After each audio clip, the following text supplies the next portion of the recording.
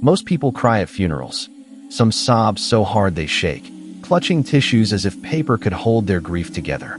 Others sit in silence, staring at the coffin as though it might blink back at them. But Henry? Henry laughed.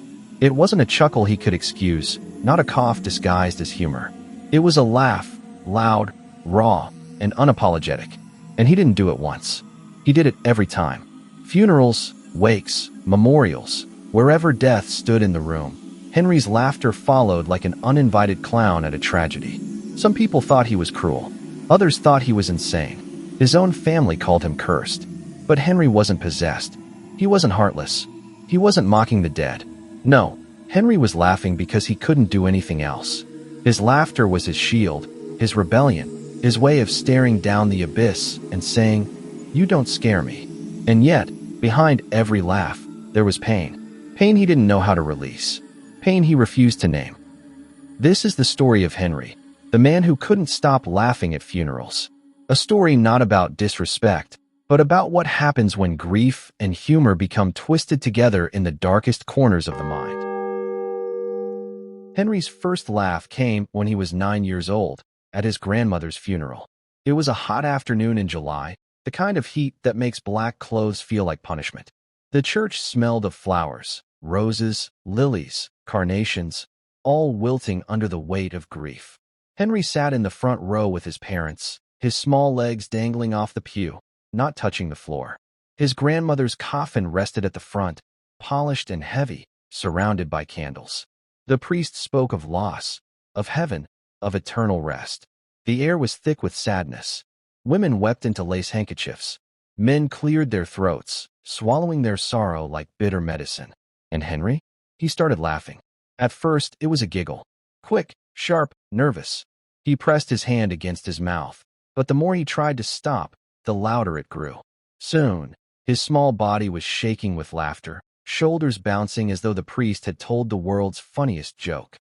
His mother grabbed his arm, her nails digging into his skin. "Stop it," she hissed. But Henry couldn't. The sound escaped him like a runaway train. People turned, eyes narrowing, mouths tightening in disgust. His uncle whispered, "What's wrong with that boy?" By the time the service ended, Henry's laughter had become the scandal of the funeral. His mother dragged him out of the church, slapped him twice across the face, and demanded an explanation. But Henry had none. He wasn't happy his grandmother had died. He loved her dearly.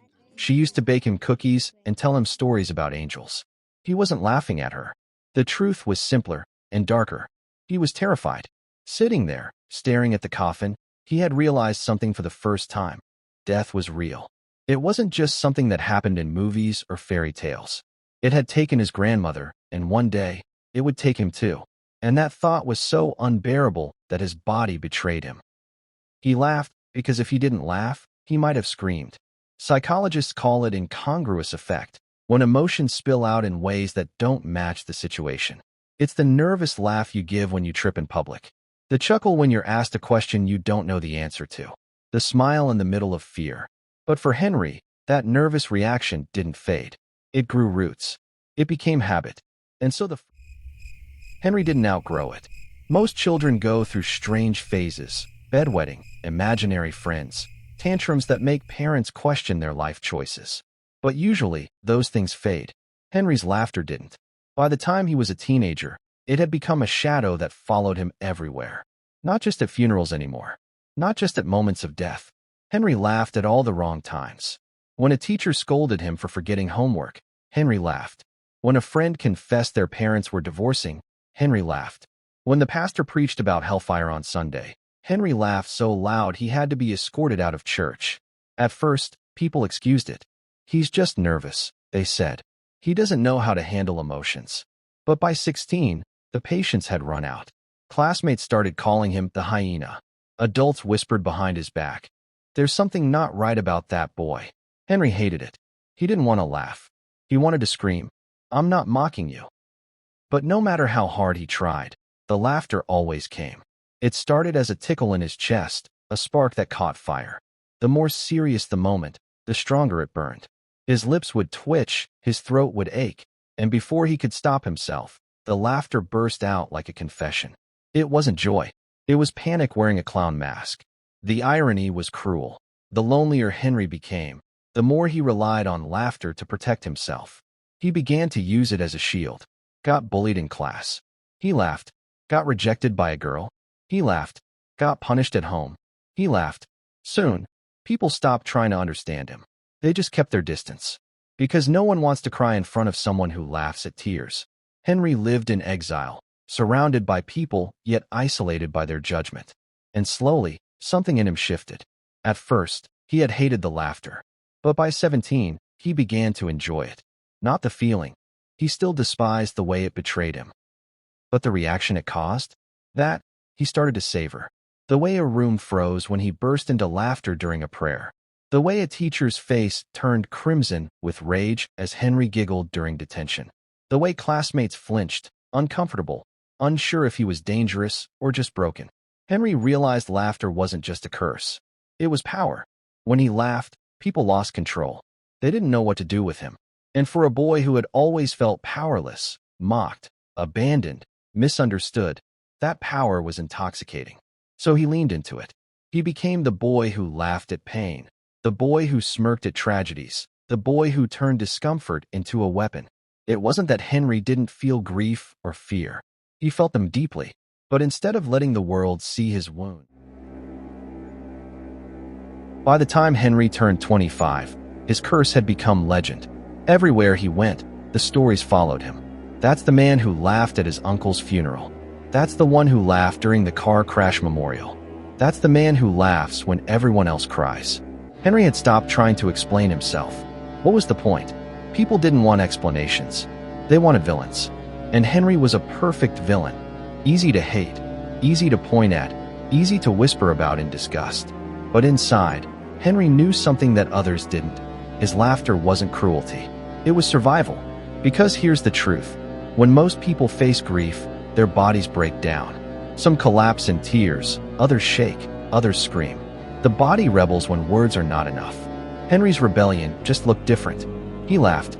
Doctors might have called it pseudobulbar effect, a condition where emotions spill out uncontrollably, laughter in moments of pain, tears in moments of joy. Psychologists might have called it a defense mechanism, a way to defuse overwhelming feelings. But Henry never got diagnosed. He never saw a doctor, never sat in therapy. All he had were the eyes of strangers, branding him a monster. And so his laughter grew teeth. He learned to lean on it, to let it shield him when the weight of the world became unbearable. When his father died, Henry laughed so hard they had to drag him out of the church.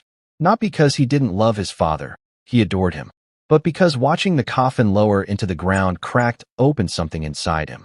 The only way he could keep from falling apart was to laugh like he was falling in love. But here's where things turned darker. Henry began to blur the line between involuntary laughter and chosen laughter. At first, it was accidental. A nervous tic, a curse he couldn't control. But as people recoiled, judged, and feared him, Henry discovered something intoxicating. His laughter gave him power.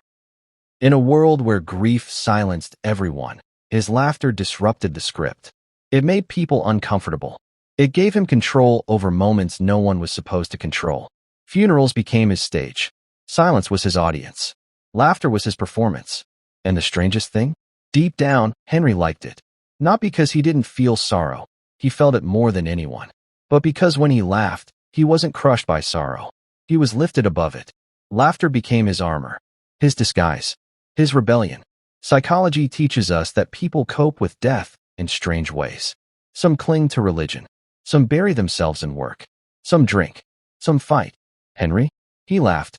But coping mechanisms, when left unchecked, can become addictions. And for Henry, laughter was no longer a symptom. It was a drug. Every funeral, every tragedy, every heartbreak. It wasn't just that Henry couldn't stop laughing. It was that part of him didn't want to. Because in that laughter, he was untouchable.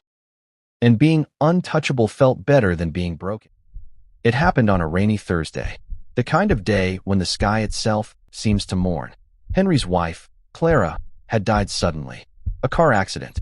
One moment she was alive, bright, warm, humming in the kitchen, and the next gone.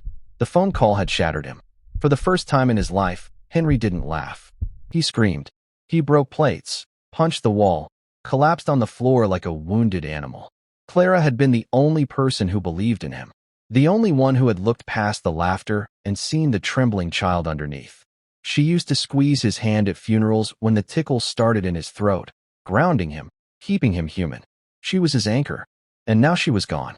The funeral was packed. Clara had been loved deeply. Friends, family, neighbors, all gathered in black to say goodbye. The church buzzed with sorrow, the kind of heavy silence that presses on your lungs. Henry sat in the front pew, hands clenched so tightly his knuckles turned white. He told himself, "Don't laugh. Not today. Please, not today." The service began. The priest spoke of Clara's kindness, her generosity, her laughter that warmed everyone's heart. People cried openly. Some sobbed into their palms. And then, it happened. The tickle. That cursed, familiar spark in Henry's chest. It rose like smoke, filling his throat, twitching at the corners of his lips. "No," he whispered. "Not now. Not her." But grief and nerves had always danced together inside him, and in the pressure cooker of that moment, the laughter erupted. It started small, a snort he tried to mask as a cough. But the harder he fought, the louder it grew.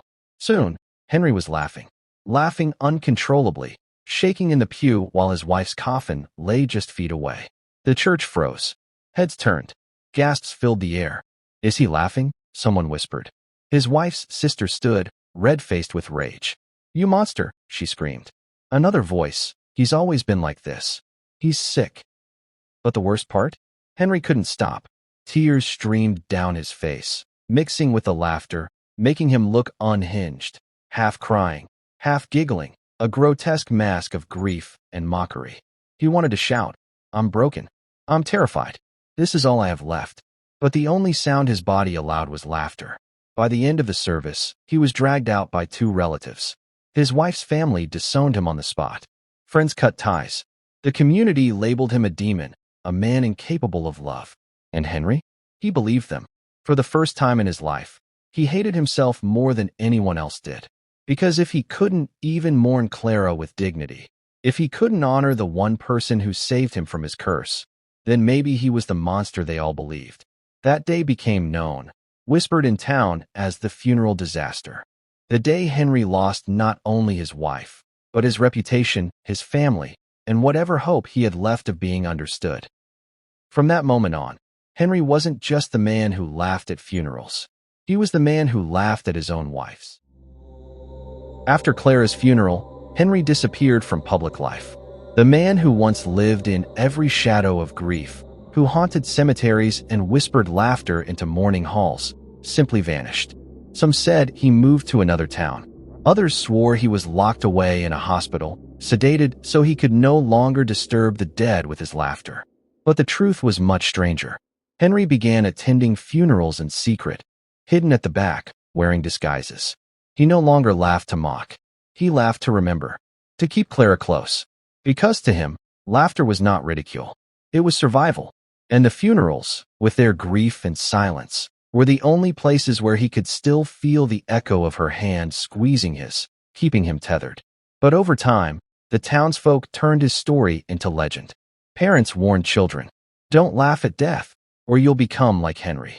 Priests whispered his name during sermons as a parable of sin. And Henry? He became a ghost in his own lifetime. Years passed. His hair grayed. His back bent. His voice weakened. But the laughter never left him. It lived in his chest, even when his body grew too tired to carry it. And then, it happened. Henry's own heart betrayed him. Alone in his small rented room, he collapsed in his chair, a wheeze of laughter escaping his lips as the darkness closed in. When word spread that Henry was dead, the town buzzed. Will he laugh at his own funeral? Someone joked. The morbid irony was too irresistible. Everyone came. People who had despised him, mocked him, avoided him. They filled the pews, curious to see what would happen when death finally silenced the man who could not stop laughing. The church was packed, the coffin gleaming at the front. The priest began the service, but there was an unease in the air, a nervous chuckle here and there. Even in death, Henry infected the living with a twisted anticipation. And then, something strange happened. As the priest recited the final blessing, a sound echoed in the hall. A laugh. Clear. Distinct. Impossible. The crowd froze. The laugh came again, bubbling, echoing against the stained glass windows. Some swore it came from the coffin. Others insisted it was the wind. A few ran out screaming, convinced Henry's curse had followed him into the grave. But those who stayed never forgot what they saw. A faint smile carved into Henry's still face, as though death itself had delivered him the ultimate punchline. That day, his legend was sealed. He was no longer Henry, the troubled man. He became the man who laughed at funerals, a story whispered for generations, a haunting reminder of how laughter and grief can live in the same breath, how curses sometimes outlive the cursed. And in the silence of his coffin, if you listened closely enough, some swore you could still hear